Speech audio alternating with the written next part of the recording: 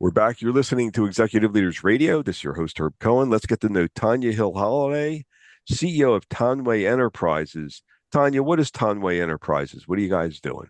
It's certainly Tanway Enterprises is McDonald's. It is doing business as McDonald's, and hmm which I've owned 14 McDonald's restaurant, sold two, closed one. I only All right. So you closed 14 McDonald's restaurants. And where you're from, how many brothers and sisters, and where are you in the pecking order? certainly I'm from Richmond, Virginia. I am the middle of three children. Gotcha. And what were you doing 8 to 14 years old? Yeah, just like any normal kid, hanging out in the street, playing sports, doing all the things that the kids at that age do. hmm You mentioned you grew up in public housing and that you were starting to make money as a young kid trying to, but how'd you go about making money as a kid? Well, I call it a little hustler. I was that kid that would be a service to particularly the older folks in the community on the street if they needed anything such as sweeping their porch or mailing a letter or doing their hair. I was that person, just creating my own little hustle.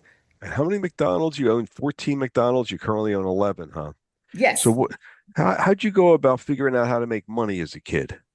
I don't know. It was one of those intuitions that I had in my mind that I wanted to be successful in business. And, it started there as the kid. You It grew up in landed with McDonald's, but that's where and it started. you grew up in public housing with a single mom. Yes, All that's right. correct.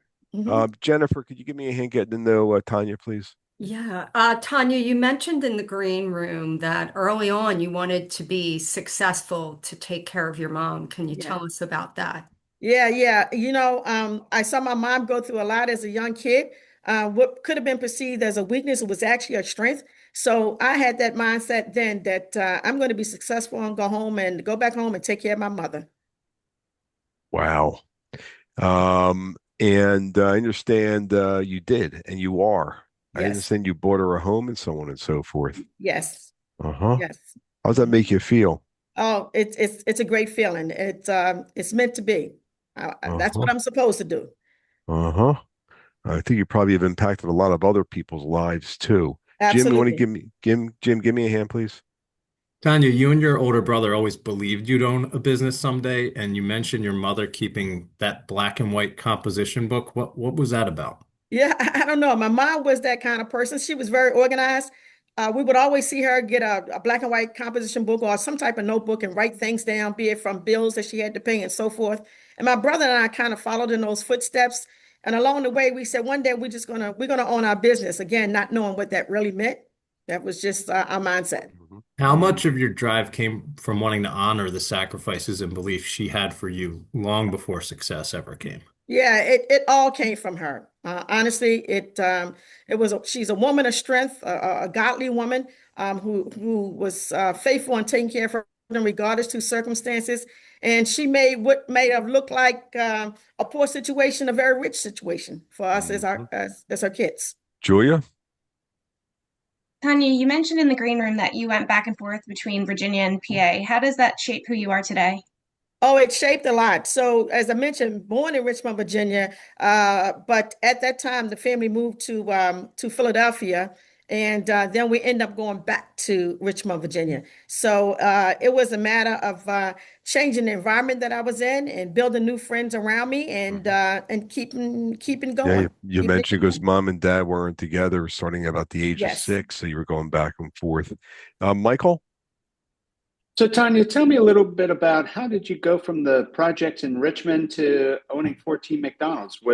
Did you work at one or was it just kind of you decided to buy a business? No, I wish it was that simple, but no, actually, when I left Richmond, Virginia to go to college in Baltimore, Maryland, it was my sophomore year that essentially I got tired of not having any money. My mother really didn't have anything to give me. And so I went and got a part-time job called McDonald's. My mindset was that once I got my college degree, I was going to go get a real job. The real job became McDonald's. McDonald's, in which I had 13 positions, the vice president, and then bought my own. You had 13 positions and you rose to vice president and then you bought your own. That is Uh, correct. uh-huh. Okay. Jill, you want to give me a hand, please? Yeah, Tony, you mentioned that you were a track star and you actually won the state championships in Virginia. What qualities do you learn from running track and what do you bring to your company now?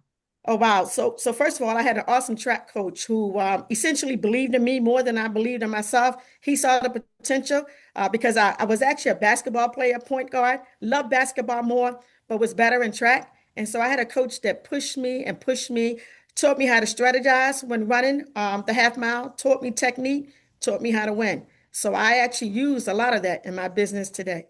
Hmm. Pat? Yeah, Tanya. Any other? I guess you mentioned your coach being an influence on your life. Anyone in the business side that helped shape your early career? Yeah, well, I had a lot of mentors as I was coming up from that crew person, assistant manager, and all those other different positions. Several mentors painted a path for me, showed me the way, and helped me grow within. Hmm. Miss Jennifer again. Tanya, I understand that you're the first family member that went to college.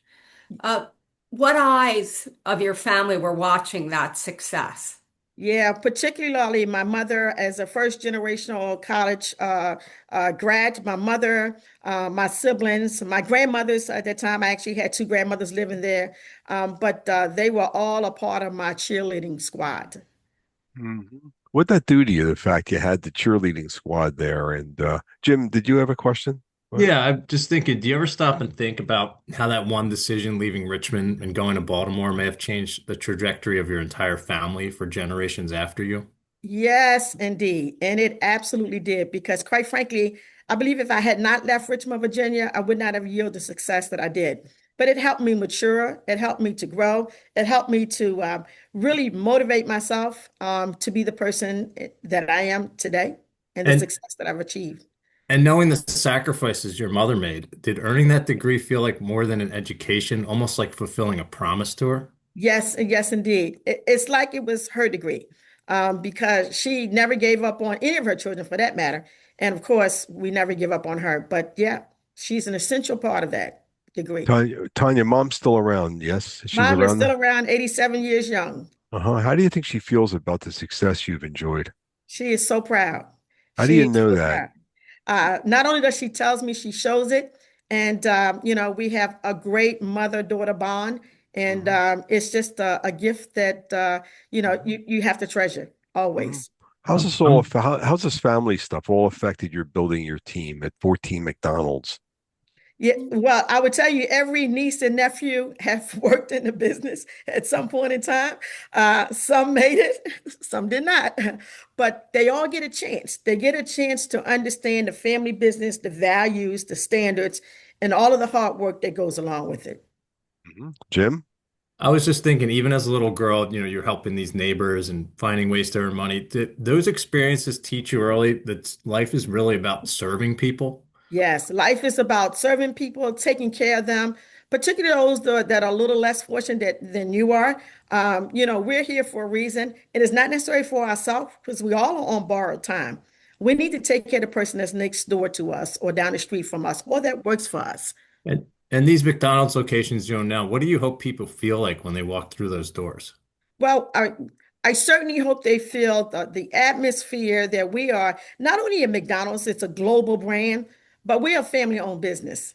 We are our own franchise. We run our company the way we run our company, but it is all about the people. At the end of the day, everything we do is about the people. It starts with the people, it ends with the people. I've heard it said before, you take care of the people, they will take care of you. Sounds like you Tanya, learned a lot of that from your mother. Yes, indeed. mhm. Tanya, you think you're ever going to retire? I don't know how to retire, but at some point, but at some point, maybe I will get there. I've worked all my life, all my life. Uh-huh. It sounds to me, but the benefit of you owning 11 McDonald's franchises is you don't have to go into work till 10 or 11 and you get to leave at 3 or 4. You don't have to work at night or on the weekends, right? I work when I work. Uh-huh. So it sounds like you enjoy your work. I do. I do. I enjoy it so very much. I also service other McDonald's owners across the United States because I serve as the chairwoman and CEO of the National Black McDonald's Owners Association. So that's 180 entities, more than 280 McDonald's owners. Congratulations. What's Thank the you. website address of this organization known as Tanway Enterprises? Certainly. It is Tanway Enterprises at yahoo.com. Excellent. We've been speaking with Tanya Hill-Holliday, CEO of Tanway Enterprises, here on Executive Leaders Radio. Pat, could you give us a rundown of who else we've had the opportunity of hanging out with today, please? Yes, sir. We had a great group today, including Stephen Katz, partner at HBI Partners, John Melton, CEO at Melton Industries, Peter Shiroki, VP of Operations at Chicky and Pete's, Tanya Hill-Holliday, CEO at Tanway Enterprises. I'd like to thank my co-hosts, including Pat McGowan, Maximus, Julia Langen, Consumer 51, Mike Hooper, Obermeyer, Jennifer Schaefer, JS Benefits Group, and Jim Wilson, Newmark, for giving me a hand structuring the questions. Hope you're providing our listening audience an educational and entertaining show. I'd like to thank our listening audience for listening. Otherwise, we wouldn't have a radio show. Don't forget to visit our website. It's executiveleadersradio.com. To learn more about our executive leaders, it's executiveleadersradio.com. To learn more about our executive leaders, thank you for joining us today. And have a nice day. Bye-bye.